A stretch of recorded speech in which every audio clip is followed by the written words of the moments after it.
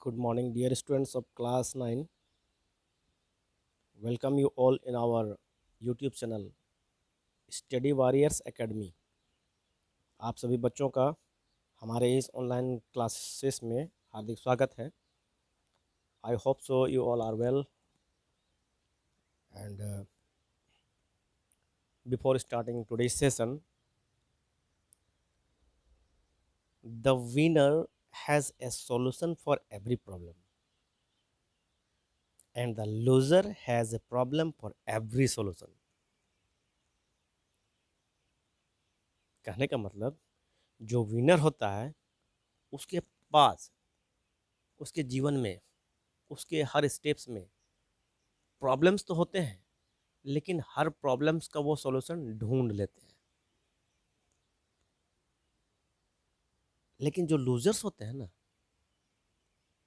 उनको अगर सॉल्यूशंस भी आप दे दें तो उसमें भी उनको प्रॉब्लम्स नजर आएगा.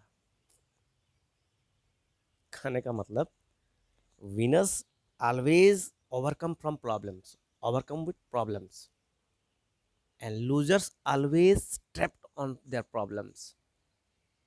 Even if solution is there in front of the people, however the people trapped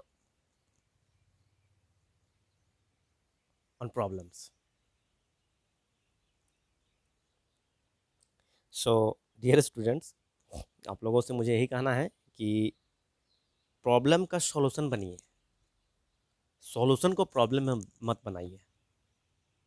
so by this well wishes, let us start today's session. Dear students, we have already done or completed the two chapters from economics, and today we will start the third one. This is the chapter poverty as a challenge. निर्धनता जो है, गरीबी एक चुनौती कैसे है, एक challenge कैसे है. डियर स्टूडेंट्स, जब हमारा देश आज़ाद हुआ या आज़ादी से पहले हमारे देश में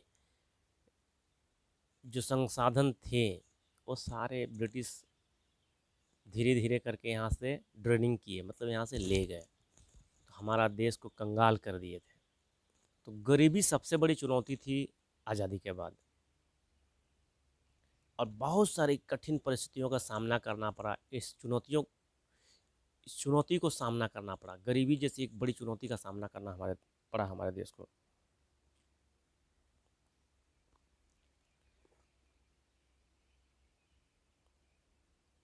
सो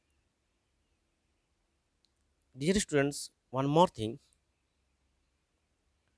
we will discuss in this chapter about how our India got freedom and how it fought with this challenge. हम एक्चुअली जो हमारे दैनिक जीवन में ऐसे बहुत ऐसे लोगों से संपर्क में आते हैं, देखते हैं, ऐसा लग हम सोचते हैं कि वो गरीब हैं, ठीक है ना. बहुत सारे लोग हो सकते हैं, रास्ते चलते हमको देखने को मिलता है, हमारे आस पड़ोस में देखने को मिलता है. तो आखिर वो अपना जीवन कैसे सरवाइव कर रहे हैं, अपना जीवन किस तरह से सरवाइव कर रहे हैं, तो बहुत सारी बातें हमारे मन में आती है इसके बारे में. सो ये एक बहुत बड़ी चुनौती है गरीबी, ये पॉवर्टी जो है एक बहुत बड़ा चैलेंज है. सो इसी के बारे आज हम लोग डिस्कस करेंगे इस चैप्टर में, ठीक है ना. So let us start dear student.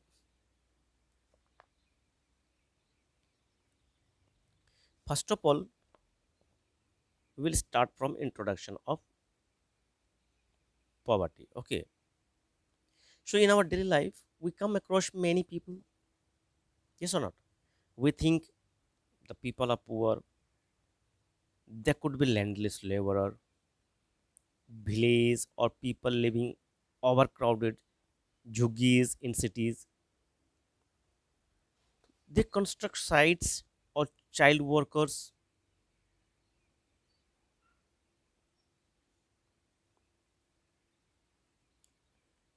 dhabas. Many people can be like the workers are child workers working in dhabas, people working in constructions, people living in overcrowded areas like jhugis in cities.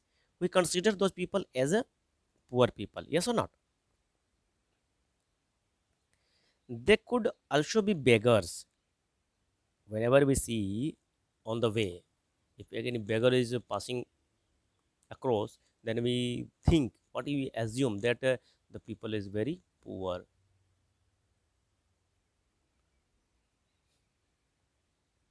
We see poverty all around us. In fact, every fourth person in India is poor. This means roughly 270 million or 27 crore people in India lives in poverty according to data of 2011-12. So this also means that India has the largest single concentration of the poor in the world. Yes or not? This illustrates the seriousness of the challenge. और ये बहुत ही एक चिंतनीय विषय, चिंतनीय मुद्दा है कि पॉवर्टी है कि नहीं, गरीबी एक बहुत ही बड़ा चिंतनीय मुद्दा है। तो just assume in your mind कि एक्चुअली गरीबी क्या होता है और गरीब लोग कैसे सरवाइव करते हैं, उनको जीवन में क्या क्या मुश्किलें, क्या क्या कठिनाइयों का सामना करना पड़ता है। Just just a minute, for just a minute think about this. कभी कभी हमारे पास जो हमारी आवश्यकताओं की वस्तुएं होती है वो नहीं मिलती है, उस वक्त हमारे मन में क्या फीलिंग्स आता है। अब उसी को आप एक्सप्लोर कीजिए कि उस व्यक्ति के पास क्या क्या नहीं है और वो किस तरह से उनका सोच गुजरता होगा। इसके बारे में आप थोड़ी देर के लिए एनालाइज कीजिए।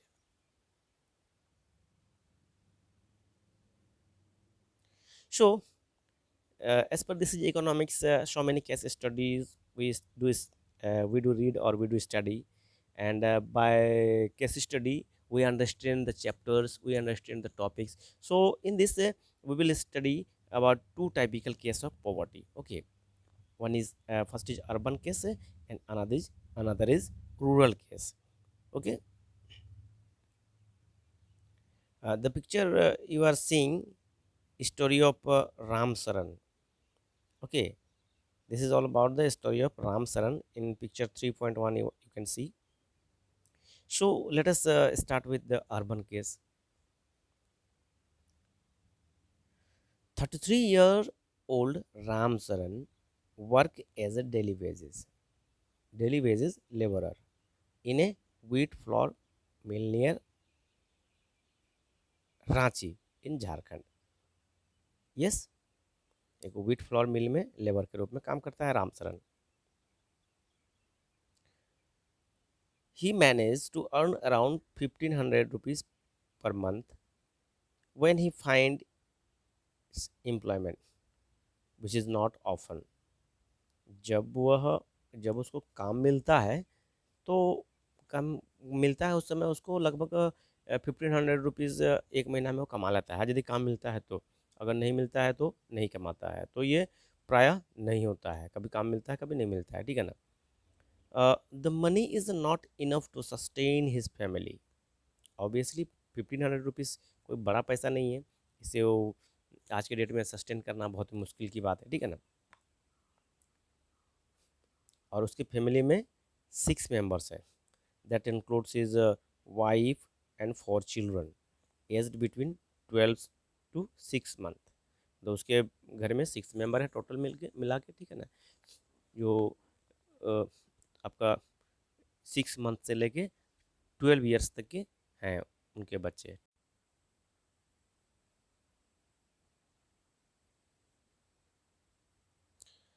He has to send money home to his old parent who live in village। अब रामचरण तो रांची में रहता है, लेकिन उसके माता पिता जो हैं वो गांव में रहते हैं, उनको भी पैसा भेजना पड़ता है उनको, और उनका उनका गांव कहाँ है, रामगढ़ में है। ठीक है। हिज फादर ए लैंडलेस लेबरर, और उसका पिता जो है उसके पास ज़मीन नहीं है लेकिन वो लेबर है, दूसरों के खेतों में काम करता है। डिपेंड्स ऑन राम शरण, और वो भी depends on Ram Sharan and his brother who lives in Hazaribagh, उसका भाई जो है वो हजारीबाग में रहता है, और उसका पिता राम शरण पर ही डिपेंड है for subsistence. For subsistence, Ram Sharan lives in a one room rented house, मतलब एक ही रूम में रहता है। ठीक है ना। इन crowded Basti in the outskirt of the city, city से थोड़ा सा बाहर में एक क्राउड बस्ती है, वहाँ पर रामचरण रहता है। It is a temporary shack build of bricks and clay tiles, मतलब कच्चा मकान है जहाँ रहता है वहाँ। हिज वाइफ शांता देवी, रामचरण की wife, works as a part time maid in a few house, मतलब किसी किसी के घर में जाके वो काम करती है। ठीक है ना। Manage to earn another 800 rupees, और उसको जो काम करती है दूसरों के घरों में जाके, जैसे बर्तन मांजना, घरेलू जो काम होता है उसको करना, उससे उसको मंथ में 800 रुपीज़ मिल जाता है। रामचरण कितना कमाता है, 1500 रुपये, 1500, है ना। और उसकी वाइफ कितनी कमाई, 800 रुपीज़। ठीक है। They manage a meagre meal of dal and rice twice a day, दिन में सिर्फ दो बार, दो वक्त की ही खाना का जुगाड़ हो पाता है उनके लिए। But there is never enough for all of them, और वो पर्याप्त नहीं है उनके लिए। His elder son works as a helper in a tea shop, अब उसका बड़ा बेटा एक चाय का दुकान में हेल्पर का काम करता है। गौर से ध्यान से सुनिएगा कहानी को, ठीक है ना। To supplement the family income and earns another 300 rupees per month, उसका फादर कमाता है 1500, मम्मी कमाती है 800, और उसका बड़ा बेटा 300 रुपीज़ कमाता है। ठीक है। While his 10 years old daughter takes care of the younger siblings, और जो छोटे बच्चे हैं उसकी जो ये 10 years की बेटी जो है वो जो छोटे छोटे बच्चे हैं उनका देख रेख करती है, क्योंकि मम्मी जो आती है काम करने के लिए, पापा जाते हैं काम करने के लिए, भाई जाता है काम करने के लिए, तो घर में छोटे छोटे बच्चे हैं ना, उनकी ये देख रेख करती है। ठीक है। They have also 2 pairs of hand me down cloth etch, कपड़े लत्ते भी उनके पास ज़्यादा नहीं है। ठीक है ना। New one cloth new ones are bought only when the old cloth become unwearable, अब नया कपड़ा कब खरीदते हैं वो पता है, जब उनका जो कपड़ा पहन रहे हैं वो एकदम पहनने के लायक नहीं होगा, मतलब फट के एकदम ख़त्म हो जाएगा, तब जाके वो नया कपड़ा खरीदेंगे। या नहीं कि चलो आज त्यौहार आया, आज ये कपड़ा खरीद लिए। आप कैसे खरीदते हैं, आप कुछ भी त्यौहार आता है तो आप फट से कपड़ा खरीद लेते हैं, है कि नहीं। लेकिन उनका पैसा नहीं था, उनका स्थिति बहुत दयनीय था, त्यौहार में नहीं खरीद पाते थे, कभी कभी सालों नहीं खरीदते थे, जब तक कि वो कपड़ा पूरी तरह से अनवियरेबल ना हो जाए तब तक उस कपड़ा को पहनते रहते थे।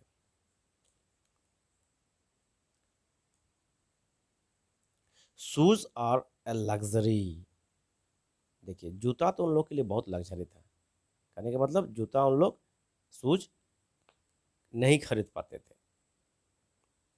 The younger kids are undernourished, जो छोटे बच्चे थे वो अंडर नॉरिश्ड थे, मतलब उनको जो नरिशमेंट, जो अच्छा पोषक तत्व मिलना चाहिए खाना पीना में, वो नहीं मिल पाता था। They have no access to health care when they fall ill, अब जब बीमार पड़ते थे तब उनको उनका ट्रीटमेंट के लिए उनका अच्छी तरह से ट्रीटमेंट नहीं करा पाते थे। कहने का मतलब समझ रहे हैं ना, वो अच्छी तरह से ट्रीटमेंट नहीं करा पाते थे। This is all about the case of urban areas. Urban area कहने का मतलब, although he was belonging village area, but he was working in urban Ranchi and staying in a jhuggi, and surviving with 6 members of family, and some of the members of family were working in different sectors, like his father was working in a his father was working as a labor in a flour mill. His means the children's, okay, the mother Santa was working in a household house in other's house, okay, and his younger brother was working in a tea stall, and other other children were staying at home, and they were managing meager meal for their surviving per day, okay. So it was all about the story of urban case, and let us know about the rural case.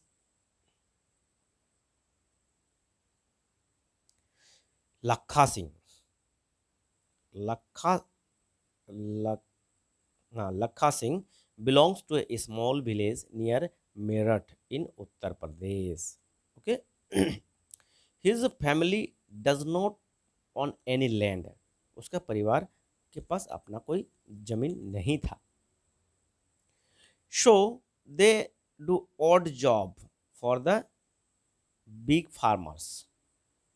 They do odd job for the big farmers. मतलब वो बड़े किसानों के पास जाके काम करते थे. Work is erratic, and so is income. At the time, they get paid at Rs 50 for a hard day work. मतलब काम उस समय जो है था ना, उनका लक्का सिंह का बहुत ही मुश्किल से काम मिलता था, और मुश्किल से काम भी मिलता था, और बहुत ज़्यादा मेहनत करने के बाद भी उसको 50 रुपीज़ ही मिल पाता था per day. But often it is in kind, like a few kilograms of wheat or dal or even vegetables for toiling in the farm through the day. ठीक है. The family of 8 cannot always manage 2 square of meal a day. आज उसका family 8 member का family था, और उसको 2 वक्त की रोटी भी मिलना मुश्किल होता था.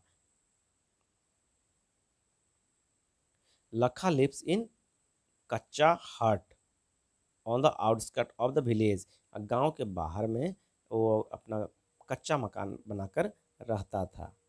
The women of the family spend the day chopping fodder and collecting firewood in the field. और घर की जो वुमेन महिलाएं हैं, वो खाना का ये फायरवुड कलेक्शन करने के लिए जगह जगह घूमती थी फील्ड्स में, ठीक है ना.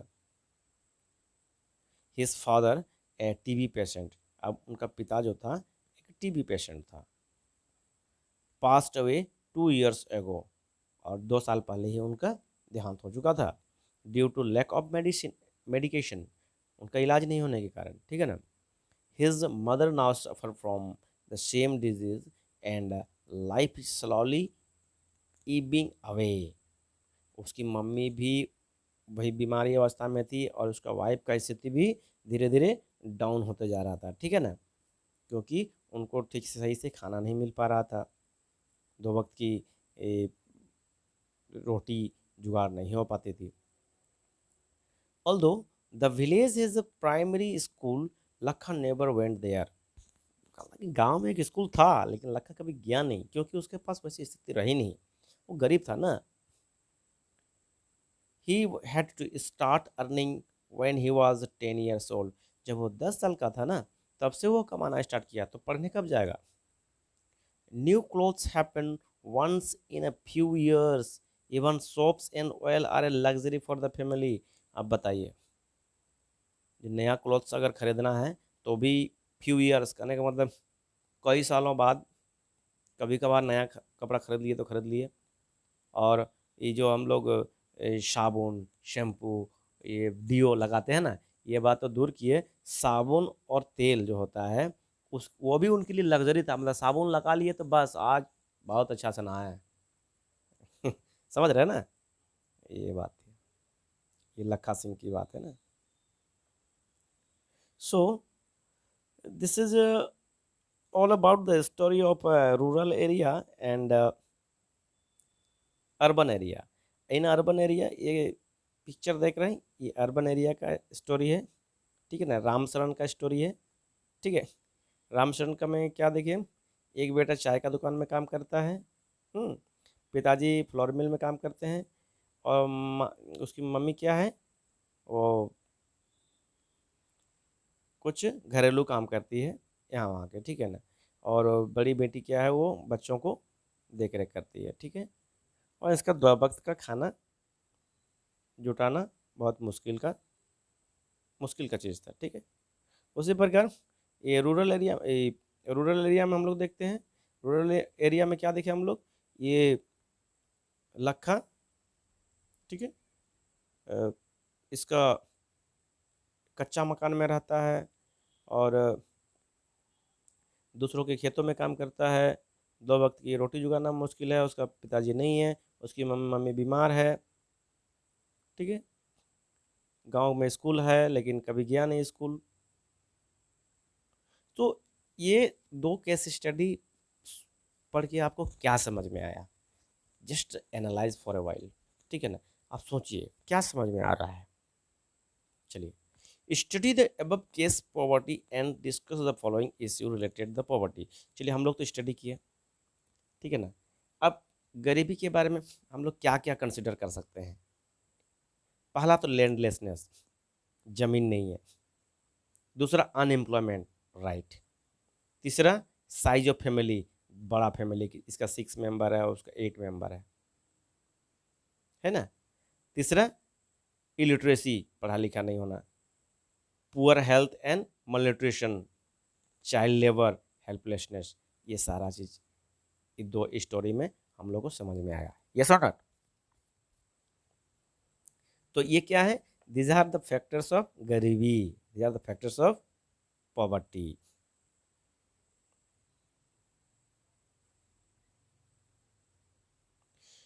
सो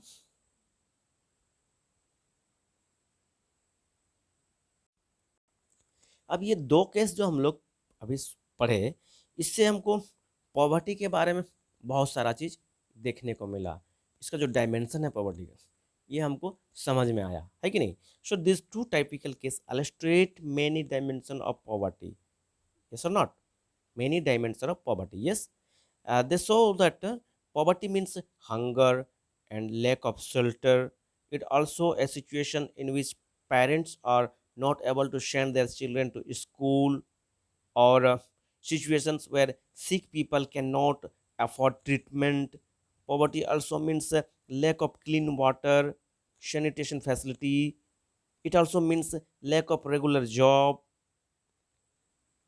at a minimum decent level.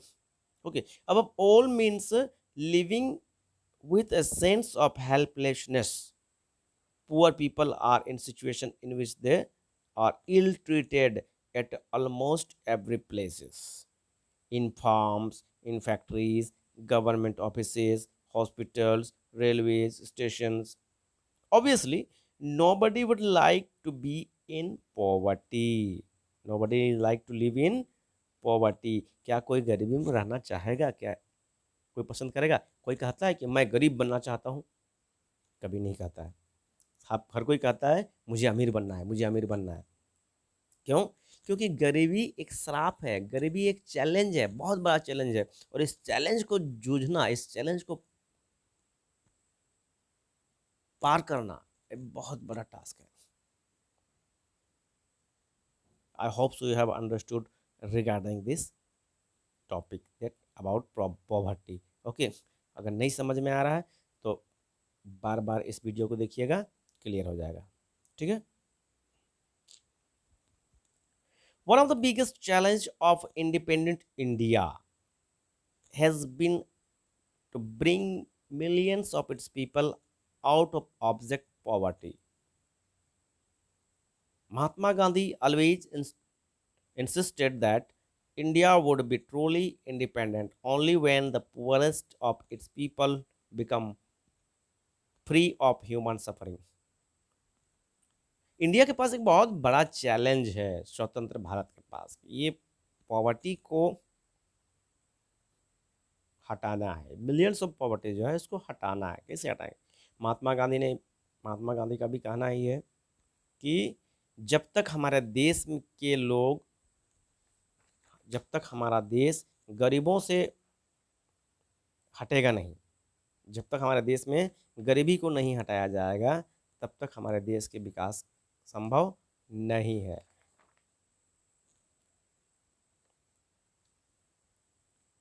कहने का मतलब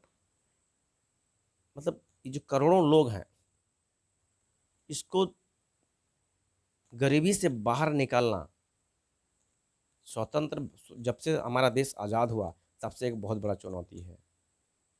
और महात्मा गांधी जी भी इसी बात पर बल दिया करते थे कि भारत सही अर्थ में तभी स्वतंत्र होगा जब यहाँ का सबसे निर्धन व्यक्ति भी मानवीय जो दुख है, व्यथा है, जो कष्ट है, उससे मुक्त होगा। Yes.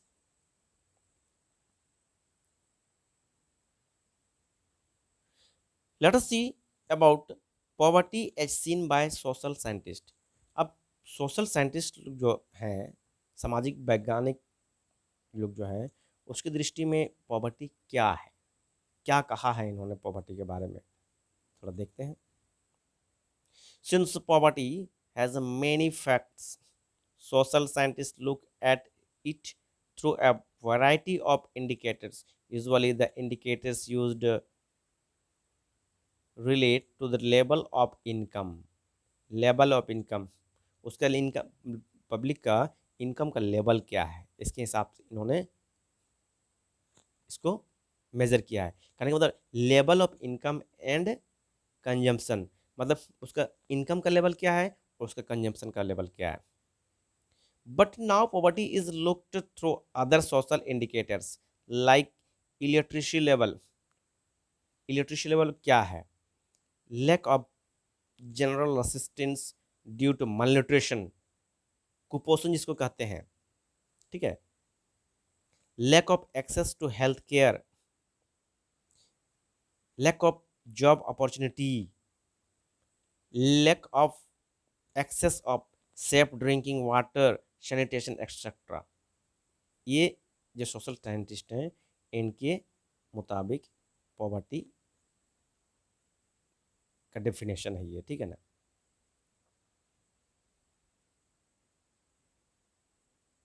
So analysis of poverty based on social exclusion and vulnerability is now becoming very common.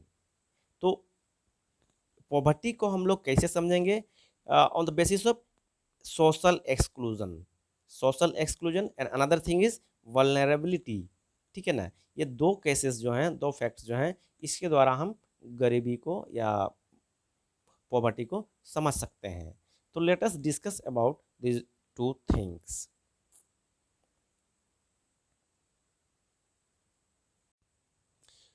Social exclusion, okay. So social exclusion मतलब आप क्या समझ रहे हैं? सोशल एक्सक्लूजन मतलब जनरली एक कॉन्सेप्ट समझिएगा, एक सामाजिक भिन्नता या सामाजिक डिस्क्रिमिनेशन भी कह सकते हैं हम इसको, एक अलगाववाद भी कह सकते हैं, ठीक है ना। मतलब इसमें कुछ लोग मतलब जैसे कि भेदभाव की भावना जहाँ आती है, ठीक है ना। कुछ जैसे कि कभी कभी हम लोग कैटेगराइज में बांटते हैं ना समाज को, तो यही सोशल अपवर्जन है। मतलब ये कैटेगरी के लोग इसको करेंगे, ये कैटेगरी के लोग इसको करेंगे, तो इसमें एक दूसरे को मतलब सेग्रीगेट और कैटेगराइज कर रहे हैं। तो इस टाइप की जो फीलिंग्स आती है जिसमें सब मतलब सब समान नहीं होता है, ठीक है ना। सब समान रूप से भागीदारी नहीं कर पाते हैं या उसका उपभोग नहीं कर पाते हैं। तो ये एक रीजन हो सकता है, ठीक है ना, पॉवर्टी का। तो देखते हैं, late us see about the social exclusion. According to this concept, poverty must be seen in terms of the poor having to live only in poor surrounding with other poor people। कहने का मतलब इस concept में क्या हो रहा है? गरीब गरीब ही रहेगा और अमीर अमीर ही रहेगा। कहने का मतलब ये एक बहुत ही डिस्क्रिमिनेटिव फैक्ट है। Excluded from enjoying social equality of better off people in better surrounding। कहने का मतलब वही हो रहा है, सोशल एक्सक्लूजन करने का मतलब जो गरीब है वो गरीब ही रहेगा, उसको गरीब के साथ ही रहना है, और जो अ, अमीर है वो अमीर ही रहेगा और उसको अमीर के साथ ही रहना है। कहने का मतलब एक अलग टाइप की यहाँ पर अलगाववाद की फीलिंग्स आ रही है, ठीक है ना।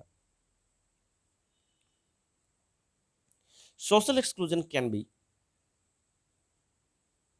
social exclusion can be both a cause as well as a conclusion of poverty। तो सोशल एक्सक्लूजन एक काउज भी हो सकता है और इसका कंक्लूजन भी हो सकता है, ठीक है ना। आगे sorry, causes as well as a consequences of poverty. Consequences मतलब इसका कारण भी बन सकता है, ठीक है ना, उसका कंसिक्वेंस भी बन सकता है पॉवर्टी का in a usual sense. Broadly, it is a process through which individuals or a group are excluded from facilities। कोई इंडिविजुअल या ग्रुप होता है उसको फैसिलिटी से, बेनिफिट से और अपॉर्चुनिटी से अलग रखा जाता है, उसको नहीं मौका नहीं मिलता है या मौका नहीं दिया जाता है।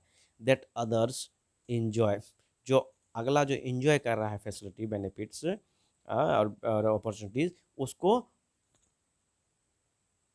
एक नहीं कर पा रहा है या उसको नहीं करने दिया जा रहा है, ये सोशल एक्सक्लूजन है। A typical example is the working of the caste system in India. ये कास्ट सिस्टम है ना, ये सोशल एक्सक्लूजन का सबसे बड़ा एग्जांपल है। Which people belonging to certain caste are excluded from equal opportunities. Social exclusion thus may lead to but can cause more damage than having a very low income। Caste system हमारा हमारे India में है ना, ये social exclusion का सबसे बड़ा example है। इसमें कुछ लोगों को मतलब सब लोगों को समान अपॉर्चुनिटी नहीं मिलती है, समझ रहे हैं ना, सब लोगों को समान अपॉर्चुनिटी नहीं मिलती है, ठीक है ना। ये कास्ट सिस्टम को कैटेगराइज किया गया है, परसेंट में बांटा गया है, तो सबको समान मतलब नॉलेज रहते हुए भी कभी कभी पीछे रहना पड़ता है और नॉलेज नहीं रहते हुए कभी कभी आगे बढ़ जाता है कोई, ठीक है ना। ये सोशल एक्सक्लूजन का एक बहुत बड़ा एग्जाम्पल है। Next thing is vulnerability. Okay, vulnerability is what? Vulnerability means असुरक्षा। ओके, वल्नरेबिलिटी मीन्स असुरक्षा, अनसेफ जिसको हम लोग कहते हैं, ठीक है। So vulnerability is to poverty is a major, okay, which describe the greater probability of certain communities, says member of the backward caste generally, yeah, or individuals such as a widow or a physical handicapped person of becoming or remaining poor in the coming years। Vulnerability is determined by the option available to different communities to finding an alternative living in terms of assets, education, health, and job opportunities। Further, it is analyzed on the basis of a greater risk these groups face at the time of natural disaster, earthquake, tsunami, terrorism, etc. Additional analysis is made of their social and economic ability to handle these risks। In fact, vulnerability describes the greater probability of being more adversely affected than other people when bad time comes for everybody, where a food, where a flood or an earthquake or simple a fall is the availability of jobs। So vulnerability क्या है? ये गरीबी के प्रति असुरक्षा का एक measurement है, ठीक है ना, एक मेजरमेंट है गरीबी के प्रति असुरक्षा का। जैसे जो पिछड़ी जाति के लोग होते हैं, ओबीसी कास्ट के जो लोग होते हैं, ठीक है ना, या जो विडो होते हैं, या जो हैंडीकैप्ड होते हैं, ठीक है। और ये इन लोगों का क्या है ना, मतलब ये पॉवर्टी यानी गरीबी या निर्धनता बने रहने का एक बहुत बड़ा कारण संभावना रहता है, ठीक है ना। सो असुरक्षा क्या है? असुरक्षा का निर्धारण उसका जो अल्टरनेटिव लिविंग टर्म्स जो है, उसका जो एसेट्स है, ठीक है ना, उसका जो संपत्ति है, ठीक है, फिर उसका शिक्षा हुआ, हेल्थ हुआ, जॉब का अपॉर्चुनिटी हुआ, या उसको जॉब सर्च करने के लिए जो जो विभिन्न समुदाय के पास उपलब्ध जो अल्टरनेटिव्स रहते हैं, ये सब चीज़। इसके अलावा इसका विश्लेषण जब प्राकृतिक आपदा आता है हमारा, जैसे कि नेचुरल डिजास्टर जब होता है, भूकंप, सुनामी, आतंकवाद, इन सब मामलों में इन समूहों के समझ सबसे बड़ा जोखिम का सामना करना पड़ता है,